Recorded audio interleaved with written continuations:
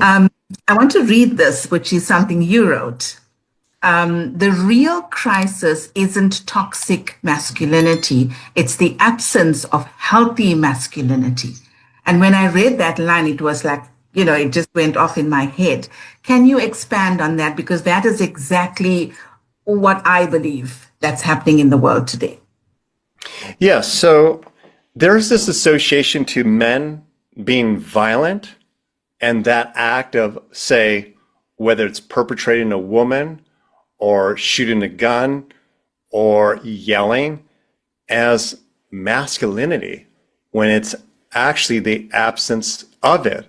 And what I mean is that truly healthy masculinity, and if you were to connect this to the neutral characteristics of yang, like Chinese medicine, it would say that healthy masculinity, or just say masculinity in general, is more the stillness, the container. It is being more grounded.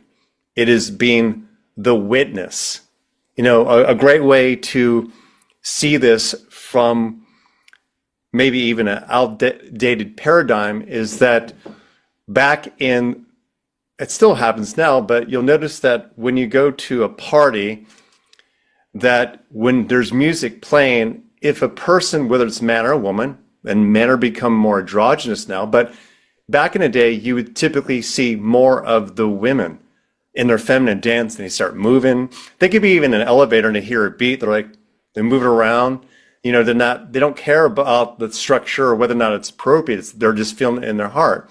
And whereas the men they're watching, they're more observing, they're more, and so I also see when we have children that what makes a child feel safe, whether it's a man or a woman, is that they know their mother or father is watching them. So even women who are protecting on a playground, in that moment, they're also in their masculine.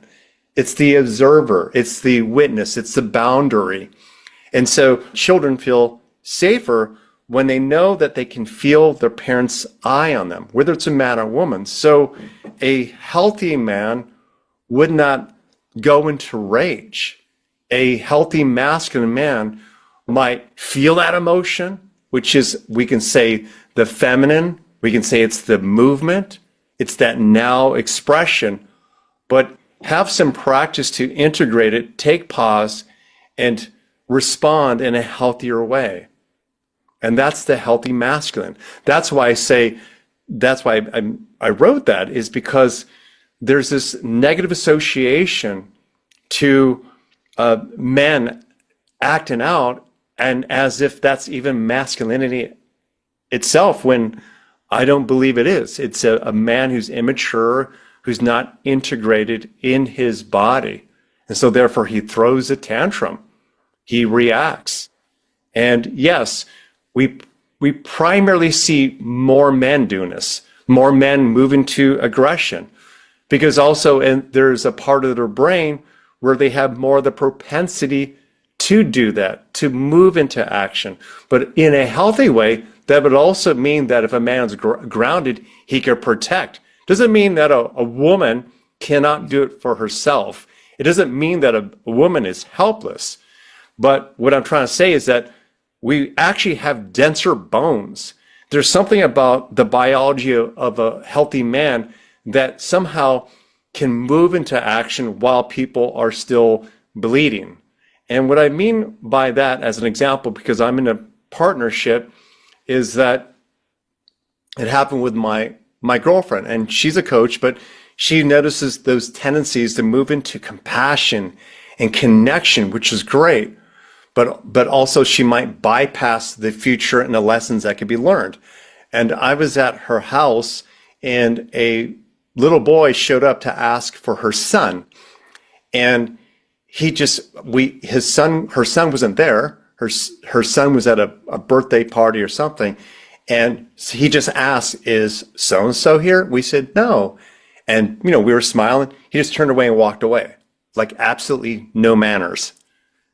And I said to her, I go, And I noticed that a lot with where I live, that the kids here lack manners. They lack eye contact. And I said, did you notice that? Like he just like walked away. And she immediately said, well, he's shy.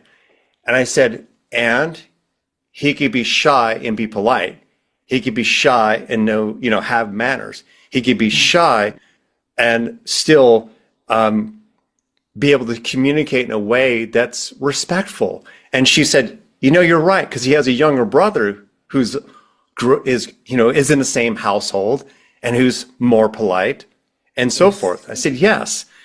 And she looked at that like, yeah, I guess I wanted to protect the children, that I just connected to his softness and innocence. I said, well, I did too, but what I connected to as a masculine man and known what's important for men to really lead in the world is that how people perceive you as everything.